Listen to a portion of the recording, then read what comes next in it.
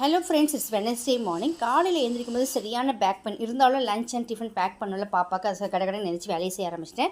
நேற்று பால்காரை மிஸ் பண்ணிட்டேன். So Cavin's milk தான் வாங்கியிருந்தேன். ஸோ வாங்கிட்டு ஒரு சூப்பரான டீயை போட்டுவிட்டு பாப்பாவுக்கு பாலை கலக்கி வச்சுட்டு சாம்பார் செய்ய ஆரம்பிச்சிட்டேன். இன்றைக்கி கேரட் பீன்ஸ் கிழங்கு போட்டு ஒரு சூப்பரான சாம்பார் ரெடி பண்ணியிருந்தேன்.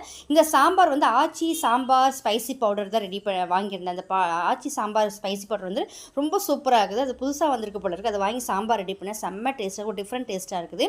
பாப்பா காம்ப்ளான் கழுவி வச்சுட்டு எனக்கு டீயை போட்டு குடிச்சிட்டு அதுக்கப்புறம் பார்த்திங்கன்னா முட்டை ஃப்ரை பண்ண ஆரம்பிச்சிட்டேன். முட்டை வேக வச்சு கட் பண்ணி மிளகாய்த்தூள் உப்பு போட்டு ஃப்ரை பண்ணிட்டேன். இந்த சாம்பாருக்கு இந்த முட்டைக்கு செம்ம காம்பினேஷன் இருக்கும். ஸோ பாப்பாவுக்கு லஞ்சும் பேக் பண்ணிட்டேன். லஞ்ச் பேக் பண்ணும்போது கொஞ்சம் எக்ஸ்ட்ரா நெய் ஊற்றி எக்ஸ்ட்ரா கிரேவி ஊற்றி பேக் பண்ணும்போது மதியம் லஞ்ச் சாப்பிட்றதுக்கு நல்லாயிருக்கும்.